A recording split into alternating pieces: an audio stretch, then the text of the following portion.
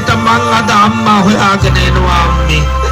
අර කුඩම්මා කියන ගෑණිගේ වචන මට ඉන්න බෑ මේ රාජමාලිගාවට වෙලා. අපේ ලෝකෙට අම්මව හොයාගෙන මං එනවා. මගේ කල්යාණ මිත්‍රයා. උඹ අද මට පිහිට වෙන්න ඕනේ. මගේ රත්තරන් අම්මා ඉන්න ලෝකෙට මාව අරගෙන යන්න උඹ මට පිහිට වෙන්න ඕනේ. අම්මේ මං එනවා අම්මව හොයාගෙන.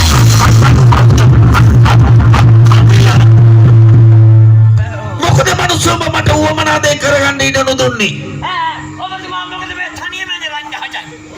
දැන් කපිල මං අද උදේ පාන්දර මගේ සයනාගාරේ ඉඳලා මුළු තැන්ගේ පැත්තට එන්නාව. එනකොට අර කුඩම්මා කියන ගෑණි මගේ මූණට මුලිච්චි වුණා.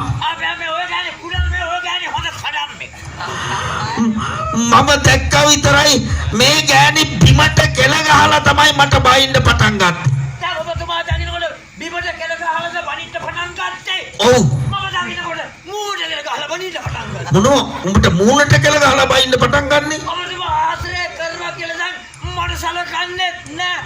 උඹට සලකන්නෙත් නෑ මං ආශ්‍රය කරනවා කියලා. ඔබතුමා ආශ්‍රය කරනවා කියලා මට කරන්නේ වෙනස්කම්මයි. ඔබතුමා ආශ්‍රය කරනවා කියලා මට කරන්නේ වෙනස්කම්මයි. මොනවා? වෙනස්කම්මයි. මේ මම පියාණන්ට ඒ මොකක්ද? මම ගියා මුළු තැනකට ආහාර ගන්න කියලා. මම ගියා මුළු තැනකට ආහාර ගන්න කියලා.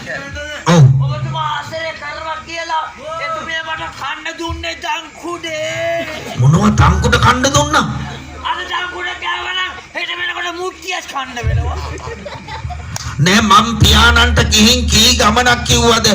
අනේ පියාණනේ මේ කුඩම්මා මට නොඑක් විදිහට වෙනස්කම් කරනවා. මේවා නවත්තන්න පියාණනේ කියලා කී ගමනක් ගිහින් කිව්වද? නමුත් පියාණනුත් ඒ ගෑණි කියන දේමනේ අහගෙන ඉන්නේ. අද කුමාරයන් ඔබතුමාගේ පියාණන් එතනකින් දැන්නේ අපිරියක් එතුමා පිළිගන්නේ නෑනේ. ඒකනේ. දැන් ඔබතුමා මොකද මේ කරගන්න හැදුවේ? ඉතින් මොකටද මෙහෙම මම ජීවත් වෙලා? මගේ අම්මා ඉන්න ලෝකෙට අම්මව හොයාගෙන යන්නයි මම ලෑස්ති උනේ. ඔව් මගේ ජීවිතය අහවර කරගන්න මං හැදුවේ. කොහොම තනියම ඇඳ ගන්න හොඳ නෑ. ඔබතුමා ජීවිතේ නැති කරගන්නවා නම් මට මේ ලෝකේ ඉඳලා පළක් නෑ. උඹ මට විහිළු කරනවා නේද ඔය? මගේ කල්යන පිටරය. ඔය බලමුකෝ. නෑ මට දැන් ඇනෙන්න අයියා. මට විහිළු කරන්න එපා කපිල. නෑ මට කොතෙන්ද ඇනේද දන්නේ නෑ.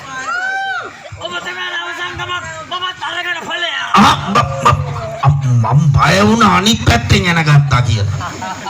මේ පැත්තෙන් යන ගත්තාම තැලිලා නොමරෙන්නේ.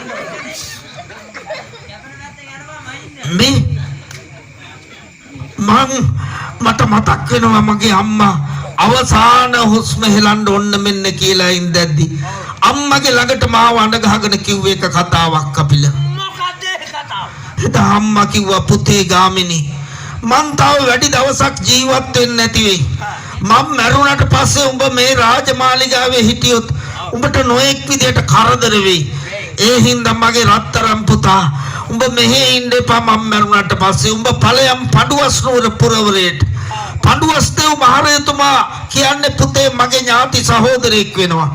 උඹ ඒ පඬුවස් නුවර පුරවරයට ගිහිල්ලා මගේ ඒ සහෝදරයාගේ රාජමාලිගාවට වෙලා හිටපන්.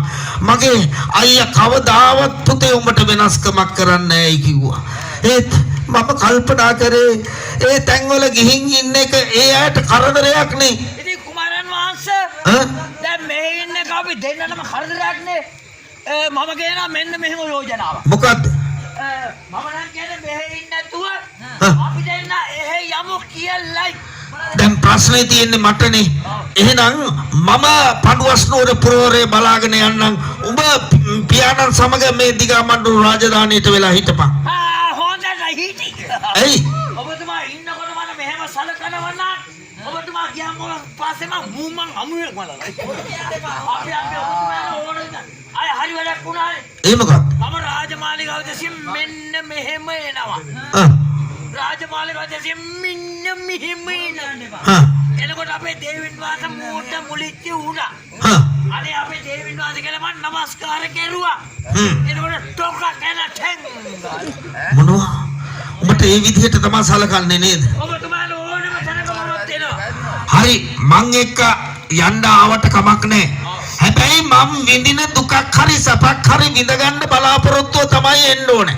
පස්සේ විතරක් නම් කියන්න එපා ගාමිණී කුමාරයත් එක්ක ඇවිල්ලා තමයි මට මේ දුක විඳින්න උනේ කියලා නම් කියන්න එපා. අපි මේ මෙහෙ ඉන්නවට වැඩිය ඔබතුමාත් එක්ක ගිහිල්ලා විඳින දුක සැපයි මට සැපයි කියන්න එපා. එහෙමද? ඔබතුමාට ඕනම තැනක මම එන්නවා. හොඳයි එහෙනම් අපි මෙහෙම යමුද පඩුවස් නුවර පුරවරේ බලාගෙන. කුමාරයන් වහන්සේ පියාණන්ට මේවා කිය යන්න ඕනෙත් නෑනේ. පියාණන්ට මං ගැන දරු කැක්කුමක් නැත්තම් මොකටද මේවා පියාණන්ට කියන්නේ නේද? අනික මෙහෙමනේ වැඩේ. ඔව්. දෙමාපියන් දරුවෝ ගැන කක්කුම නැත්නම් අපි කොට දෙමාපියන්ට කියන්නේ යන්නේ. අපි දැන් මෙතනින්ම පිටත් වෙලා. ඔව් අපි මෙහෙම යමු. එයාට අර කුඩම්ම කියන ගෑණිමනේ ලොකු. එයාව ලොකු කරගන්න කියලා අපි මෙහෙම යමු යන්න. ඔව් මෙයාට ඒක ඉතින් දැන් තනියම ඕන දෙයක් කරගත්තා. ඔව් යමු අපි මෙහෙම යමු යන්න. ඔව් දැන් ඒ දෙන තනියම යමු අපි මෙහෙම යමු පඩුවස් නුවර පුරවරේ බලාගෙන.